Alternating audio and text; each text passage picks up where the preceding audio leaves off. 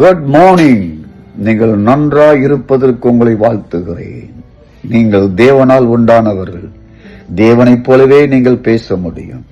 தேவன் ஆபிரகாமை பார்த்து பேசினார். வடக்கையும் தெற்கையும் கிழக்கையும் நோக்கி பார். நீ பார்க்கிற பூமி முழுவதும் உன் சந்ததிக்கு கொடுப்பேன். திசைகளை பார்த்து பேசுவதற்கு நீங்கள் அதிகாரம் பெற்றவர்கள். ஆகவே நீங்கள் இருக்கிற இடத்திலே கண்களை கொண்டு பார்க்கிற ஒவ்வொரு காரியத்திலையும் புரட்சியை உண்டாக்க முடியும்.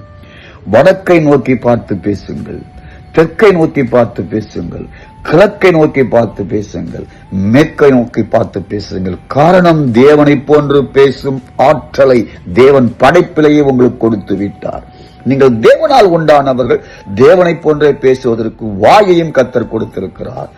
4 திசையோடு பேசி தேவன் எப்படி செயல்பட வைக்கிறாரோ பேசும் ஆற்றலை உங்களுக்கும் கொடுத்திருக்கிறார். தொடர்ந்து பேசுங்கள்.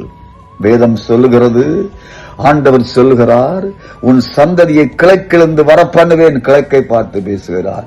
மேற்கிலிருந்து கூட்டி சேர்ப்பேன், மேற்கை பார்த்து பேசுகிறார். வடக்கை நோக்கி கொடு என்று சொல்லுகிறேன். ஆகவே வடக்கை நோக்கி பேசுகிறார். தெற்கை நோக்கி வைத்திராத என்று சொல்லி பேசுகிறார். தெற்கை பார்த்து பேசுகிறார். நீங்களும் 4 திசைகளை நோக்கி பார்த்து பேசுவதற்கு அதிகாரம் பெற்றவர்கள். 4 திசையில் இருக்கிற நன்மைகள் உங்க வீட்டு வாசற்படி வந்து நிற்பதற்கு பேசிக்கொண்டே இருங்கள். இந்த நாள் பொன்னான நாளாக இருக்கும், ஆசீர்வதிக்கப்பட்ட நாளாக இருக்கும். நாளை சந்திப்போமா? ஆமேன், ஆமேன், ஆமேன்.